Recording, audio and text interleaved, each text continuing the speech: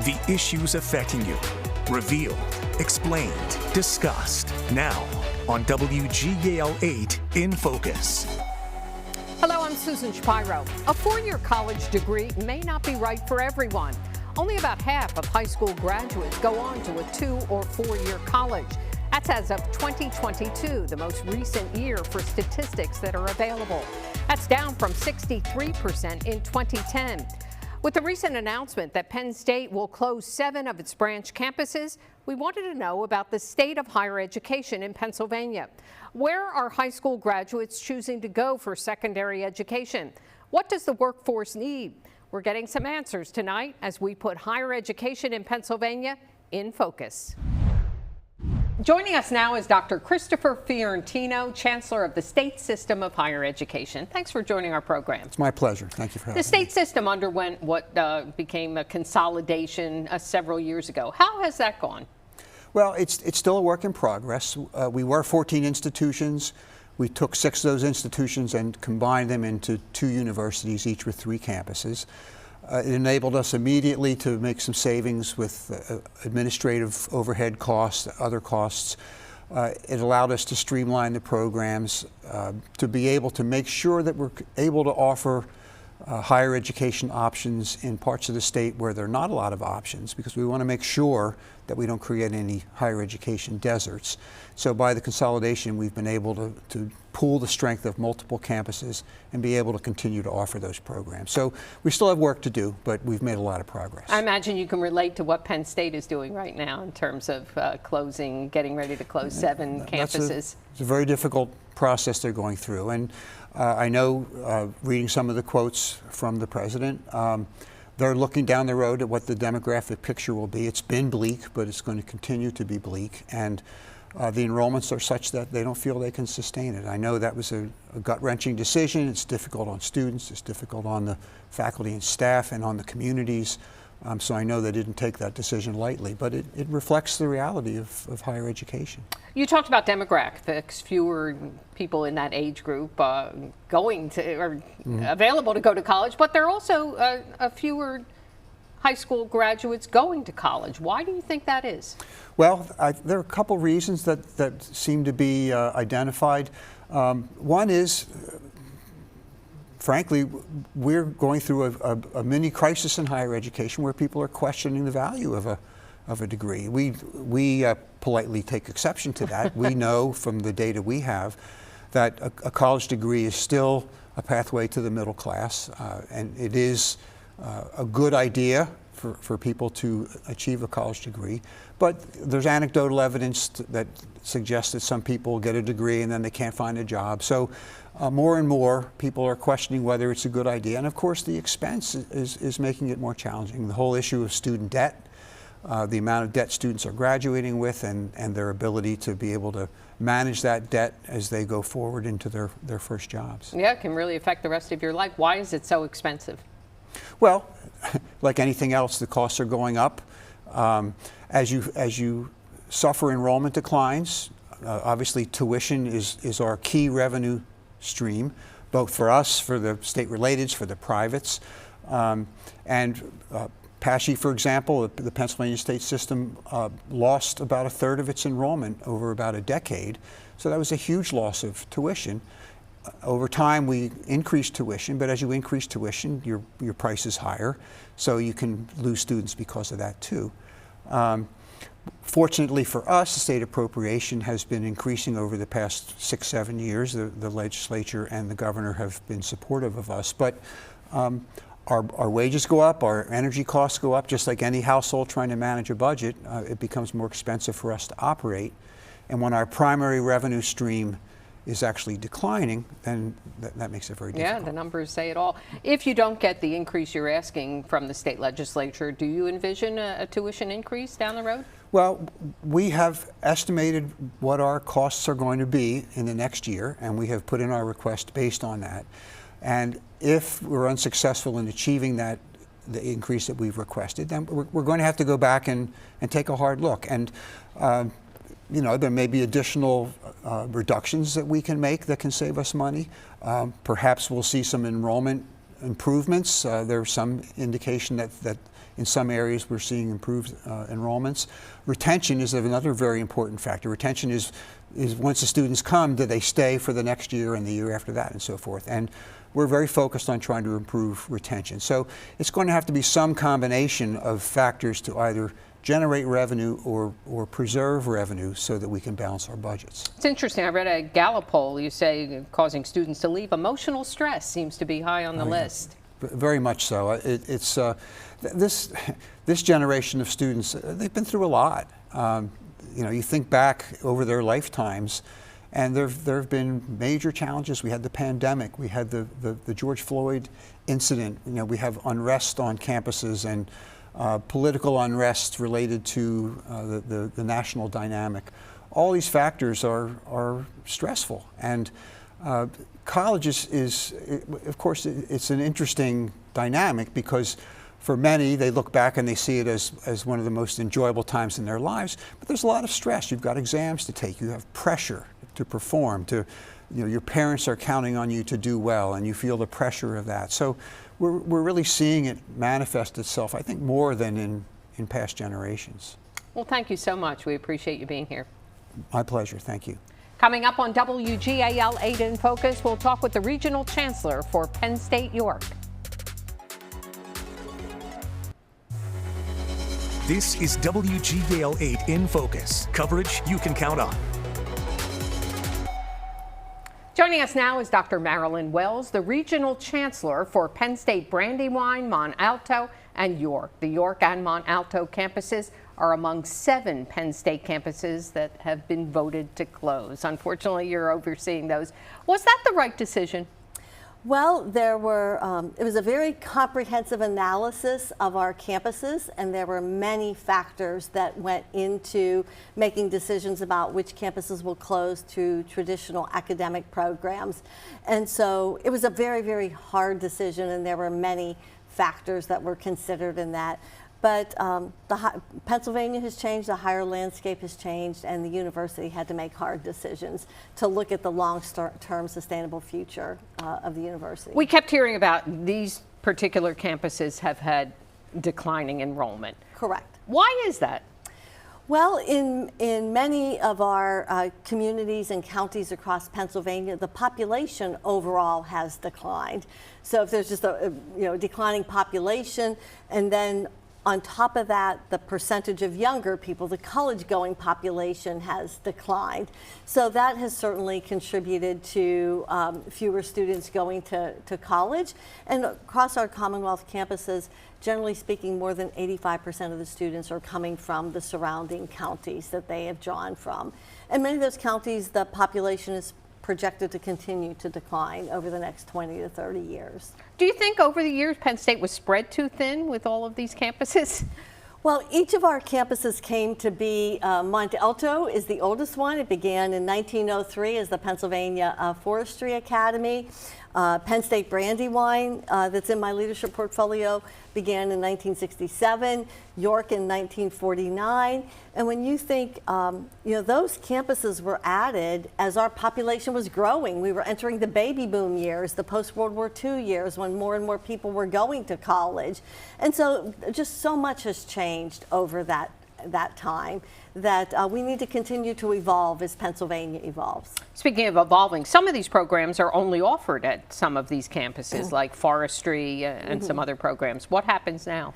Yes, that is true. A number of our campuses offer very unique programs that are maybe only offered at that campus or a few of the campuses. They may not even be offered at University Park. And the decision to close the campuses to traditional academic programs by spring 2027 doesn't mean everything at that campus is going away. Again, we will look at student interest and demand, we will look at regional employment demand, and over the next 2 years be making decisions about which programs may be relocated to other campuses and where that makes sense. Why the 2-year wind down? The 2-year wind down, that was a very thoughtful and strategic decision. A number of these campuses offer associate degrees, which are 2-year programs. So students who are beginning this fall will have the full 2 years to complete their education and graduate prior to the closure.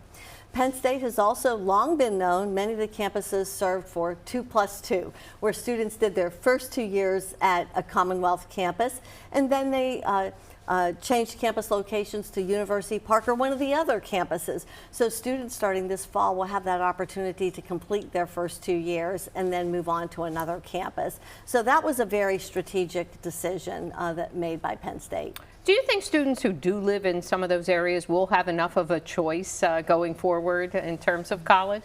Yes, Pennsylvania is, while we have education deserts in Pennsylvania, amongst the states, we have a very high number of colleges and universities. So Penn State is going to be working with each student. We're adding additional resources and support from advising to navigation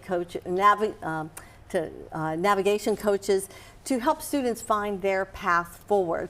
We hope to be able to provide an opportunity for every student to complete a Penn State degree, but we also want to do what is best for each student, and that may be going to another college or university in their region. And that was one of the factors looked at. What was the saturation in those regions of institutions of higher education? There are other colleges, right, Yes, other than yes, Penn State? and many other fine institutions. Yeah.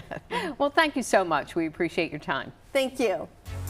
Coming up on WGAL 8 in Focus, we'll talk with the president of Thaddeus Stevens College of Technology about the students going to that school. This is WGAL 8 in Focus, coverage you can count on.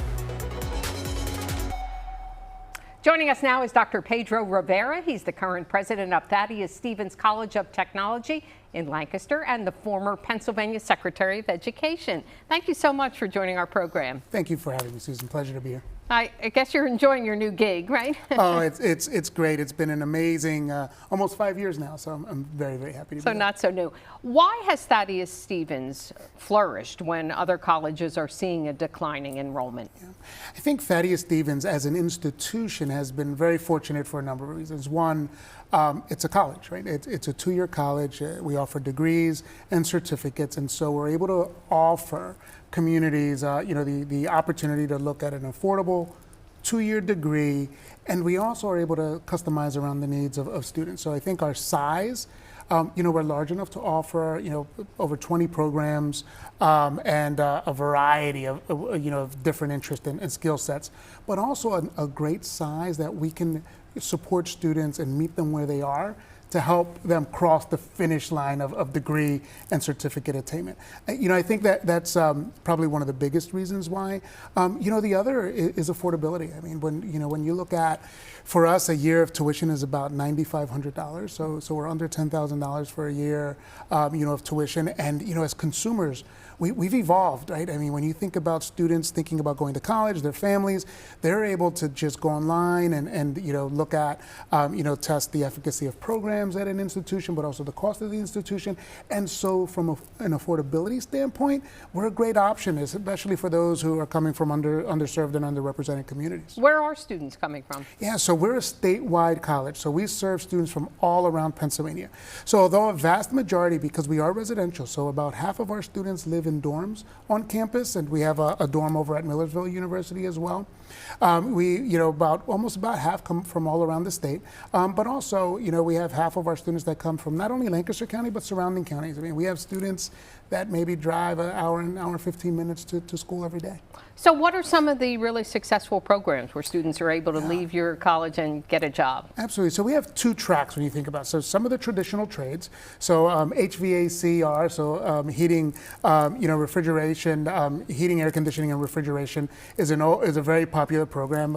Filled. We have 3 sections of that program that we fill every year and actually has a waiting list. Our electrical programs, industrial electrical engineering, residential are very, programs that are very successful, have a waiting list. And then we also offer some engineering programs. So we have electromechanical engineering, we offer architectural engineering, water and environmental technology, and those programs are very successful as well. So we have students who can apply to an array of experiences and opportunities. And for the most part, all but maybe 4 of our programs are already full and have a waiting list for next year.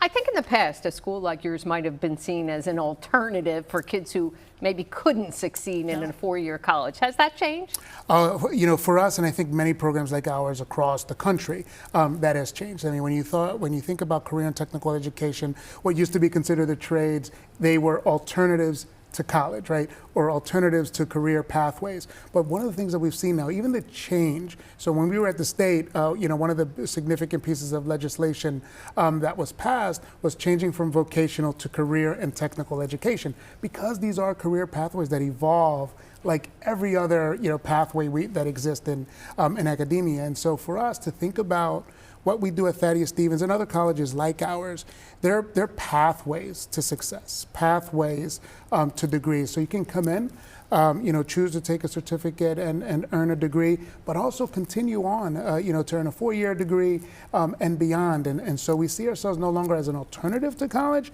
but we are one of those affordable pathways for students to get a 2-year degree, 4-year degree, or beyond. Or to get a career. How many of your students graduate and are able to get jobs? Yeah, absolutely. So this year we had our largest graduating class. So we had over 600 students graduate. We had an AM and PM graduation.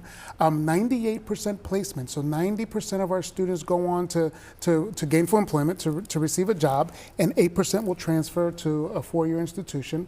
Our average starting salaries this year were $52,500. I was just about to ask you, and some of them are pretty good paying jobs. Very good paying jobs. We have 6 career fairs now. We started with 1 5 years ago, and we have such a high demand from employers that we now offer 6. And on average, we have almost 18 job opportunities for every graduate. And so the demand is real. Our students are finding great opportunities. And the employers, as a result of that, have been very, very pleased with what they bring to the table. So I would imagine you think it's something parents and students should consider if they don't think college is their path. Absolutely. It's really changed the conversation, right? And the conversation should have always been, not only, you know, as we have when we discuss with our kids, with our students, what do you want to be when you grow up, is have the conversation on career pathways early on. We're not a college for everyone. But if you're interested in hands-on, if you're interested in applied education, if you're interested in learning, you know, the competencies to actually do the work, it's a great, you know, it's a great place. 1, to start your career, or even to start your trajectory to continue degrees. And as you said, affordable, Karen, compared Very to other affordable. places. Thank you so much. We appreciate you being here. Appreciate being here. Coming up on WGAL 8 in Focus, we'll speak with the Executive Director of the Lancaster County Workforce Development Board about the demand she's seeing for workers. This is WGAL 8 in Focus, coverage you can count on. Joining us now is Anna Ramos, the Executive Director of Lancaster County Workforce Development Board, an employment initiative that exists in Lancaster County and every county in the Susquehanna Valley. Thanks for being here. Thank you. Is a college degree still needed for employment in Lancaster County and the Susquehanna Valley? I think a college degree is important, but it's not as needed as it was before. We are looking at about 60% of the jobs in Lancaster County do not require a college degree. So that's certainly a change from years past. Yeah, and I think the difference with that is really looking at employers, encouraging employers to take a look at the competencies and the skills that are required to do the jobs. And there was a huge initiative that you saw when the governor said and got rid of that degree requirement, and really looking at what are the skills needed to do this job. So we've had a lot of conversations in some of our partnerships and coalitions to take a look at what are the skills needed and how can we make sure we have the educational resources to prepare people for those skills. What do you think some of the important skills are? So what we hear are, you know, it's not anything new, but a lot of them, you know, we hear from employers, I just need somebody to show up every day. I need somebody to know how to work as a team. I need somebody to have critical thinking skills.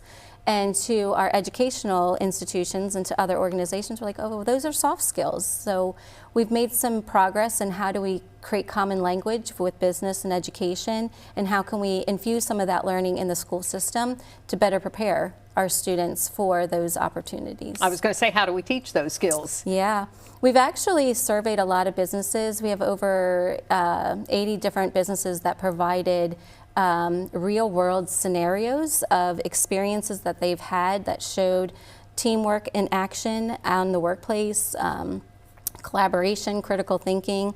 They provided those scenarios and we created these cards and we call it the High Five curriculum.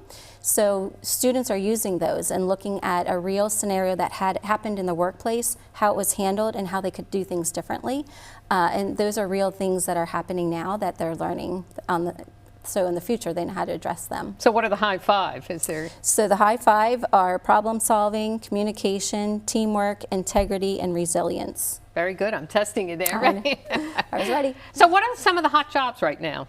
Some of the hot jobs that we're seeing definitely is a growth in our healthcare industry, as well as IT is definitely a growing industry. And what we look at, and for those really are projections of growth within healthcare. Manufacturing is always going to be a high industry. And within that, there's so many different occupations, but we're looking at how is automation making a shift into those industries. And what you're seeing is a lot of the skilled, high skills and technical skills being required. So we're looking at a lot of automation taking over maybe some of those frontline jobs and more technical skills being needed within the manufacturing. We keep hearing about AI. Some people think that's going to put people out of jobs, but you're saying they need to learn other skills to deal with it. Right, that's right. It will get rid of some jobs, but that's not to say that's not going to create other jobs that are requiring more technical skills. So we need to make sure that our community is aware of that and that we are preparing people for those technical skilled jobs. And just lastly, there are a lot of jobs out there, aren't there, in this area? Yeah, there are. And I think that is not to say that there isn't going to be some automation within all of the industries, and how do we look at addressing some of that, and how do we look at addressing all of the individuals that are available to fill those jobs as well. So that's a lot of the work that our organization does. Oh, good. Well, thanks for being here. We appreciate it. Thank you. Thank you for joining us for WGAL 8 in Focus. For all of us at WGAL, I'm Susan Shapiro. And join us again next Saturday night at 7 o'clock for WGAL 8 in Focus, right after NBC Nightly News. And you can watch each episode of In Focus, plus WGAL's latest newscasts, original programming, and more. Just download the Very Local app and stream for free on Roku and Amazon Fire TV.